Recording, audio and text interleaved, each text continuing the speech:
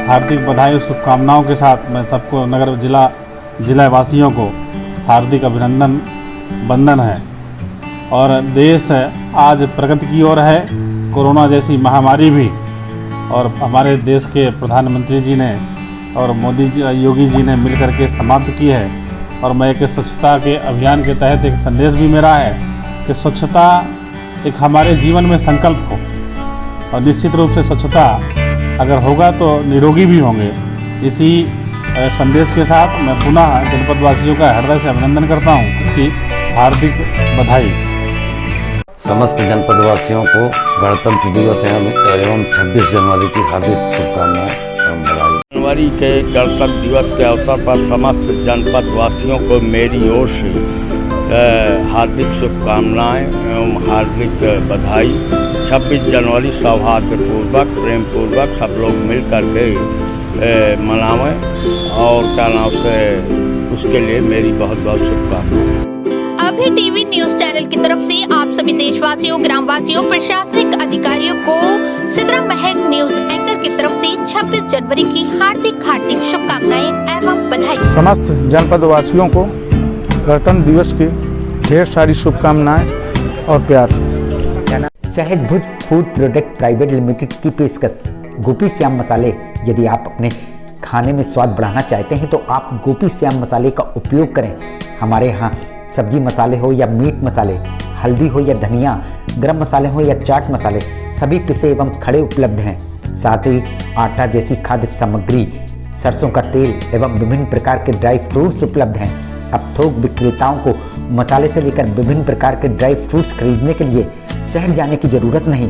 शहर के थोक रेटों से मुनासिब रेटों में थोक विक्रेता हमारे यहाँ से खरीदारी कर सकते हैं। तो देरी किस बात की, आप अपने खाने का स्वाद बढ़ाना चाहते तो हमारी दुकान आइए और खाद्य सामग्री ले जाइए। पता गोपी श्याम मसाले, मुकुट बिहारी चौराहा, बैंक कॉलोनी के पास, कपसेटी करवी चित्रकूट।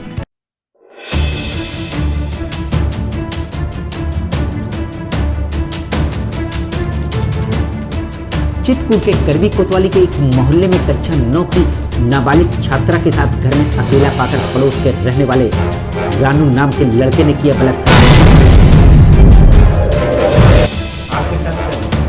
जी मैं कल घर में अकेले थी, नीचे किराएदार और रहते थे, वो भी कल अकेले थे। वो ऊपर आए हैं छत में पहले मेरे रूम आके बैठ गए हैं। फिर मैं वहाँ से खड़ी होकर सो रही थी, उठ के गई हूँ, मेरा इंट्रोडक्शन लिए, फिर मैं वो करके मैं बाहर चली आई हूँ। मैं बाहर चली आई तो वो भी बाहर चले आए थे।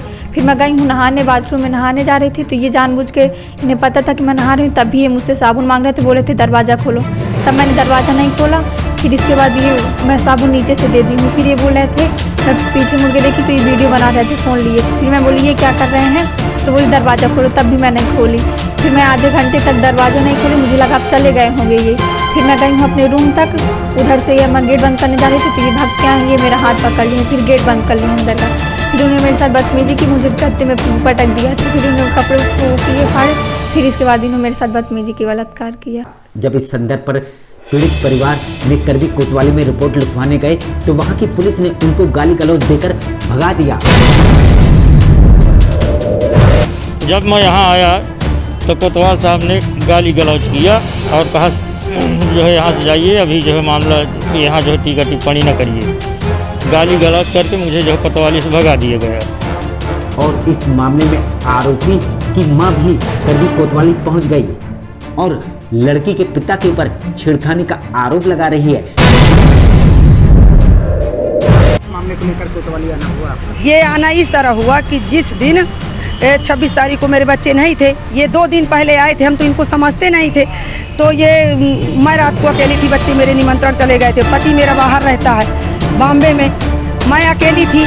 इसने ये रात को आया, मेरा हाथ पकड़ के मुझे पहले कहा कि चलो बताओ कि कहाँ मोटर लगी हुई है। मैं सोची पानी ना होगा, इसलिए मुझे कहा, मैंने मोटर बताया कि अभी आया हुआ है। तो ये मुझे हाथ पकड़ के तमाम अंदरूनी अंगों को छूने लगा।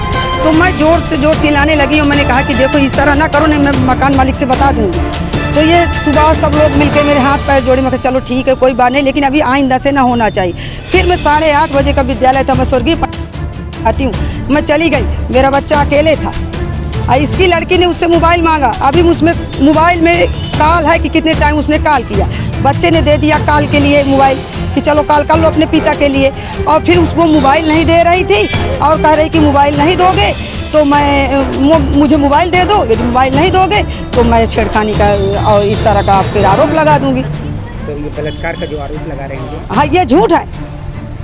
बलात्कार का लगा रही हैं तो आप डॉक्टरी करवा लीजिए ना, बच्चे की भी और इनकी लड़की की भी तत्काल करवा लीजिए, चाहे जिस टाइम करवा लीजिए। वहीं इस मामले में करबी कोतवाली की पुलिस पीड़ित परिवार के ऊपर समझौते के लिए दबाव बना रही है। फिर उसके बाद इन लोगों ने मेरे बड़े पापा के साथ गाली गलौज की और फिर मैं अपनी सिस्टर को बुलाने गई, उस जबरदस्ती पकड़ के खींच के रखे थे और उसे आने नहीं दे रहे थे। और प्रार्थना पत्र में बलात्कार की जगह छेड़खानी लिखने की बात कह रही है। बोल रहे छेड़खानी का मुकदमा लिखो, बलात्कार का नहीं लिखेंगे। और ये भी दबाव बना रही है कि बिना छेड़खानी लिखे उनकी रिपोर्ट नहीं दर्ज की जाएगी।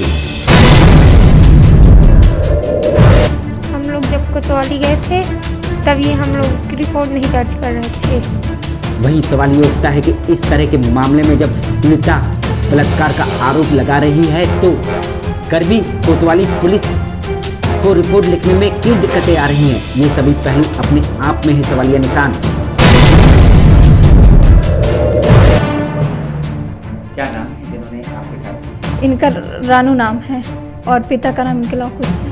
तो ये लोग वहीं पर रहते हैं? हाँ वहीं पर रहते हैं किराए से। अच्छा, तो वहीं पर आप लोग भी रहते हैं? हाँ वहीं पर हम लोग भी रहते हैं। तो क्या आप लोग का बाथरूम का माइक था हम लोग का रहता है, उनका